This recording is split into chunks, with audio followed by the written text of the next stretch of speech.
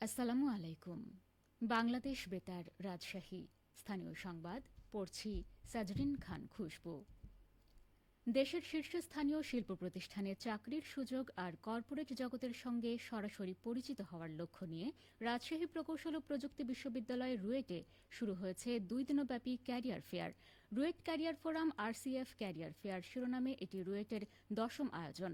আজ সকালে বিশ্ববিদ্যালয়ের কেন্দ্রীয় শহীদ মিনার চত্বরে পায়রা উড়িয়ে এই উৎসবমুখর আয়োজনের উদ্বোধন করেন উপাচার্য অধ্যাপক ড এস এম আব্দুর রাজ্জাক।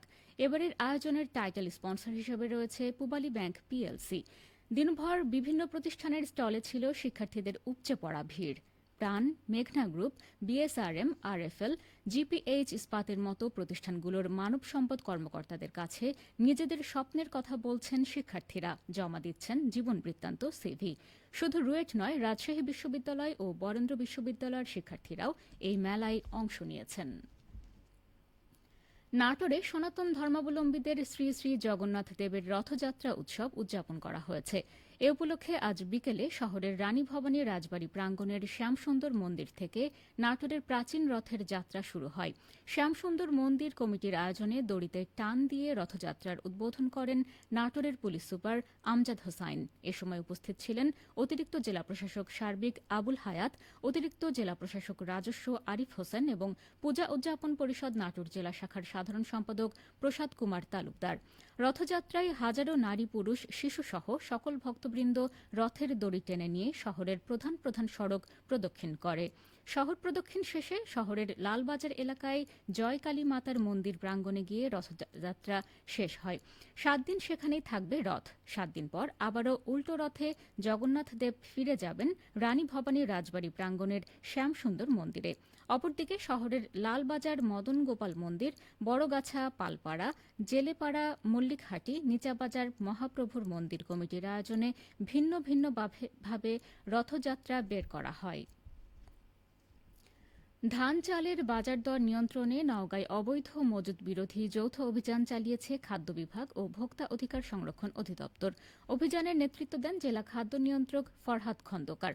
তারা বেশ কয়েকটি রাইস মিল ও গুদামে অভিযান পরিচালনা করেন। অভিযানে সদর উপজেলার বরেন্দ্র রাইস মিল ও কেএস অটোমেটিক রাইস মিলে অবৈধ মজুদ, খাদ্য উৎপাদন ও আইন লঙ্ঘন সহ নানা অনিয়মের অভিযোগে 22,000 টাকা অর্থদণ্ড আরোপ করা হয়। অভিযানে জেলা ভোক্তা অধিকার সংরক্ষণ অধিদপ্তরের সহকারী পরিচালক রুবেল হোসেন ও অন্যান্য কর্মকর্তাগণ উপস্থিত ছিলেন। মুসলিম ভূখণ্ডে ইসরায়েলের আগ্রাসনের প্রতিবাদে নাটোরে বাংলাদেশ খেলাফত মজলিসের সমাবেশ অনুষ্ঠিত হয়েছে। আজ জুমার নামাজের পর কেন্দ্রীয় মসজিদের সামনে বাংলাদেশ খেলাফত মজলিস নাটোর জেলার আয়োজনে সমাবেশ অনুষ্ঠিত হয়।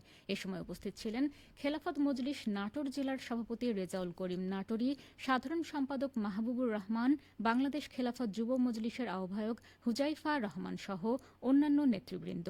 এ সময় বক্তারা বলেন, মুসলিম ভূখণ্ডে ইসরায়েলিরা যেভাবে হামলা চালাচ্ছে তাতে বিশ্বে আজ মানবতা বলে কিছু নেই। বিদেশি রাষ্ট্রগুলো কোনো প্রতিবাদ না করে উল্টো আরও উস্কে দিচ্ছে। এতে ফিলিস্তিনে হাজার হাজার নারী শিশু ইসরায়েলের হামলায় নিহত হচ্ছে। অতি দ্রুত এই হামলাগুলো বন্ধ করতে হবে।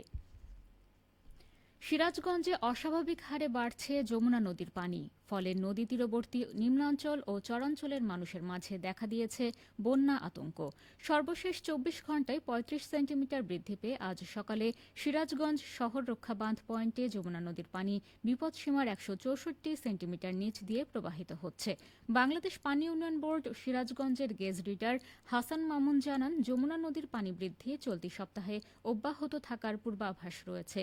এদিকে পানি বৃদ্ধির ফলে যমুনা নদী তীরবর্তী নিম্নাঞ্চল ও চরাঞ্চলের বসতিদের মাঝে দেখা দিয়েছে বন্যা আতঙ্ক। উঠতি ফসল নষ্টের আশঙ্কায় রয়েছে এই সকল এলাকায়। নাটোরের চলনবিল অধ্যুষিত সিংড়া উপজেলার মোট 5,135 ক্ষুদ্র ও প্রান্তিক কৃষকের মাঝে বিনামূল্যে প্রণোদনার সার, বীজ ও চারা এবং কৃষি যন্ত্র বিতরণ করা হচ্ছে। আজ উপজেলা কৃষি প্রশিক্ষণ হলরুমে প্রণোদনা প্রদান কার্যক্রমের উদ্বোধন করেন উপজেলা নির্বাহী অফিসার মাজহারুল ইসলাম। অনুষ্ঠানে উপজেলা নির্বাহী অফিসার বলেন, সরকার সবসময় কৃষকদের পাশে আছে। কৃষক পর্যায়ে প্রণোদনা ও প্রশিক্ষণ প্রদান, যান্ত্রিকীকরণ, প্রযুক্তির প্রচলন, সার সহ সকল উপকরণের সহজলভ্যতা নিশ্চিত করা হয়েছে। এর ফলে কৃষিক্ষেত্রে আরও সমৃদ্ধি আসবে। উপজেলা কৃষি অফিসার খন্দকার ফরিদ হাসান জানান, কর্মসূচির আওতায় নির্বাচিত কৃষকদের রোপা আমন ধান, গ্রীষ্মকালীন পেঁয়াজ, শীতকালীন পেঁয়াজের কন্দ, শাকসবজি, বীজ ও সার, আমের চারা, তালের চারা, নারিকেল চারা, লেবু চারা এবং এয়ারফ্লো মেশিন বিতরণ করা হচ্ছে। সবশেষে আবহাওয়া। আজ রাজশাহীতে সর্বোচ্চ তাপমাত্রা ছিল ৩৫ ডিগ্রি এবং সর্বনিম্ন ২৭ ডিগ্রি সেলসিয়াস। সন্ধে ৬টায় বাতাসে আপেক্ষিক আর্দ্রতার পরিমাণ ছিল ৭৬%। রাজশাহী ও পার্শ্ববর্তী এলাকায় আগামীকাল সূর্যোদয় ভোর ৫টা ১৯ মিনিটে। সংবাদ শেষ হল। আমাদের পরবর্তী স্থানীয় সংবাদ প্রচারিত হবে আগামীকাল সকাল ৮টা ১০ মিনিটে।